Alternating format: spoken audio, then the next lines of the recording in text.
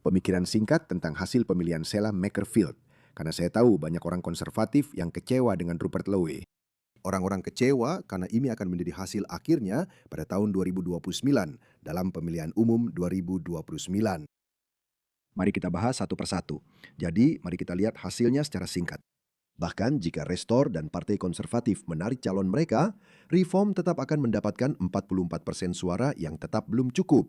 Yang bisa dimengerti karena Makerfield telah menjadi basis kuat Partai Buruh sejak Partai Konservatif didirikan pada tahun 1983. Dan Anda bisa melihat tingkat partisipasinya, yaitu 59%. Ternyata itu lebih tinggi dari rata-rata. Jadi saya ingin menyampaikan beberapa poin. Ada beberapa pelajaran yang bisa diambil di sini dan ada beberapa pengamatan. Jadi poin pertama, pelajaran yang didapatkan, kaum kiri senang melakukan voting secara taktis. Yang membawa saya ke poin kedua, yaitu bahwa keadaan harus menjadi lebih buruk karena ada banyak orang yang berada di tengah-tengah. Anda harus memahami satu hal.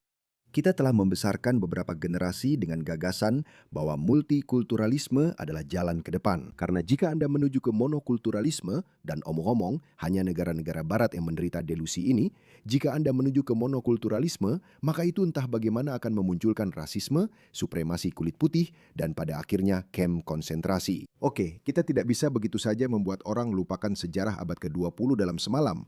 Oke, itu tidak akan terjadi. Jadi, satu-satunya cara untuk maju, meskipun kita punya argumen yang sangat bagus melawan multikulturalisme, kita juga punya argumen yang sangat bagus untuk monokulturalisme. Terutama di situasi saat ini, kita masih punya banyak orang yang berada di tengah-tengah, yang menganggap gagasan monokulturalisme sangat menjijikkan atau memuakkan. Itulah sebabnya mereka punya delusi bahwa untuk menjaga supremasi kulit putih atau monokulturalis agar tidak berkuasa atau menjauh dari kekuasaan, kita harus tetap berpegang pada politik sayap kiri kita. Dan mungkin hanya Keir Starmer yang bisa disalahkan di sini. Jika kita mengganti Keir Starmer dengan orang lain, mungkin keadaannya akan berbeda. Itulah sebabnya itulah sebabnya Nigel Farage mengatakan bahwa ini lebih seperti suara untuk menyingkirkan Starmer daripada kemenangan bagi Partai Buruh. Bagaimanapun cara Anda melihatnya, itulah kenyataan di lapangan. Dan alasan saya mengatakan bahwa Rupert Lowe adalah pemenang terbesar dalam hal ini adalah karena sayangnya keadaan harus menjadi jauh lebih buruk daripada yang sudah terjadi. Seperti yang saya katakan, masih ada beberapa orang di tengah yang berpikir bahwa jika kita mengganti Keir Starmer, maka keadaan akan menjadi lebih baik. Satu-satunya cara untuk menghancurkan ilusi mereka adalah dengan membiarkan mereka mengalaminya.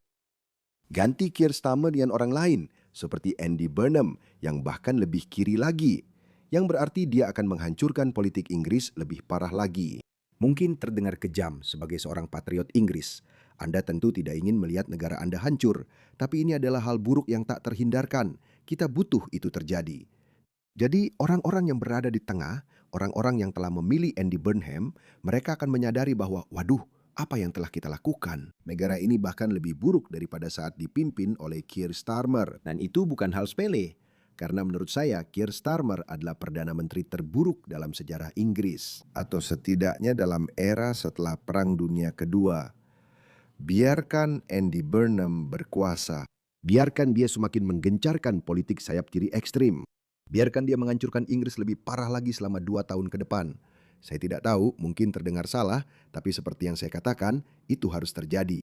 Jadi, ketika pemilu umum 2029 tiba, semakin banyak orang akan berpindah ke sisi kanan, sisi spektrum politik, yang berarti, seperti yang saya katakan, itu baik untuk gerakan konservatif. Sekarang poin terakhir, saya bilang Rupert Lowe adalah pemenang terbesar. Kenapa?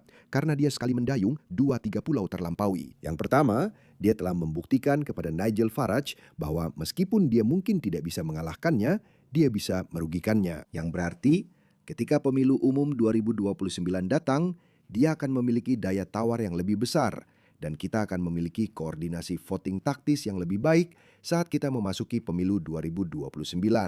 Akan ada penyesuaian kursi, fakta elektoral, atau apapun sebutannya di daerah pemilihan tempat reform unggul.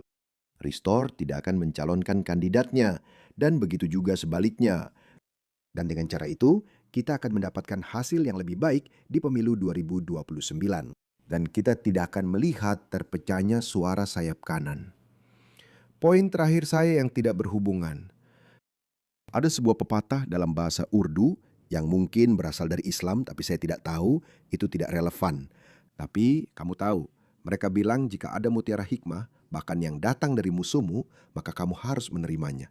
Ada sebuah pepatah di Pakistan yang sangat umum, bahwa ketika Tuhan ingin menghancurkan suatu bangsa, maka dia menempatkan pemimpin-pemimpin yang tidak kompeten untuk memimpinnya. Itu adalah mekanisme bertahan, tapi ada benarnya juga.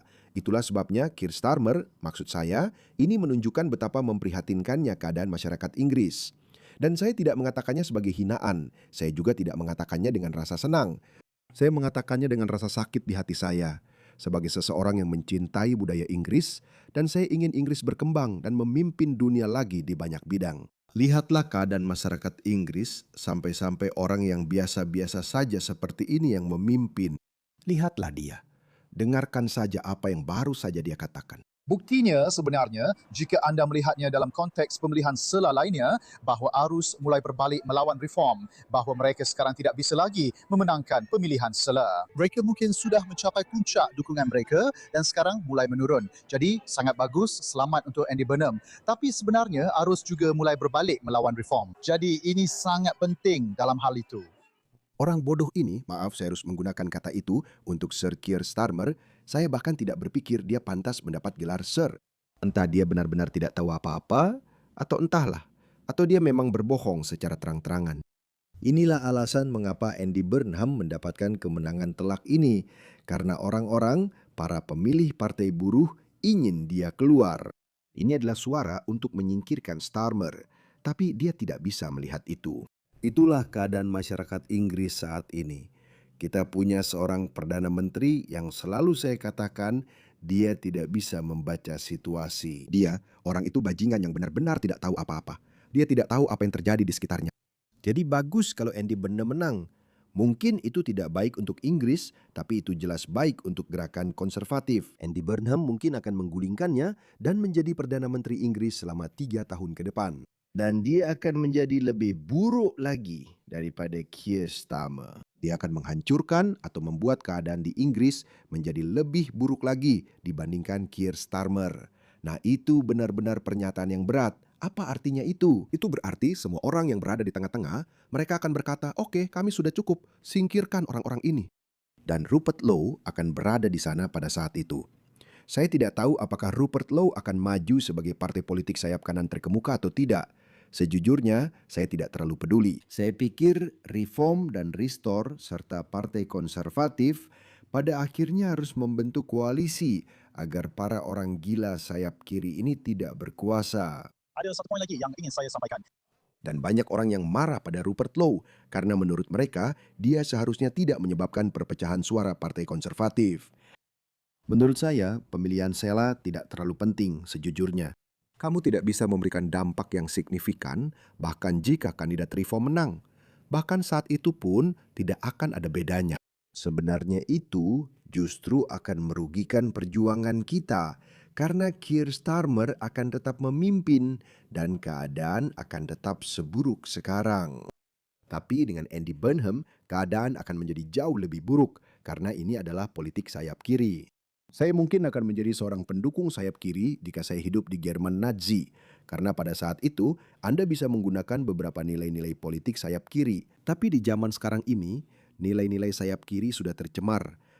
Jadi tidak masalah bagi partai politik sayap kanan untuk saling berdebat, saling menyerang, mengemukakan ide-ide mereka, membiarkan Rupert Lowe mengajukan ide-ide yang benar-benar radikal yang menentang multikulturalisme. Biarkan Reform mengambil pendekatan tengah yang lebih masuk akal. Dan mari kita lihat siapa yang bisa menarik lebih banyak orang ke pihaknya. Ini adalah pertarungan ide, teman-teman. Jadi pada akhirnya ketika kita mendekati musim pemilu umum di tahun 2028 atau 2029, saya rasa beberapa orang mengatakan, beberapa pengamat mengatakan bahwa Andy Burnham akan mengadakan pemilu lebih awal. Bahkan saat itu saya rasa kita sebaiknya menunggu sampai 2028-2029. Karena biarkan para maniak ini menghancurkan Inggris sedikit lagi. Karena semakin lambat pemilu umum itu digelar, semakin besar peluang kita untuk menang.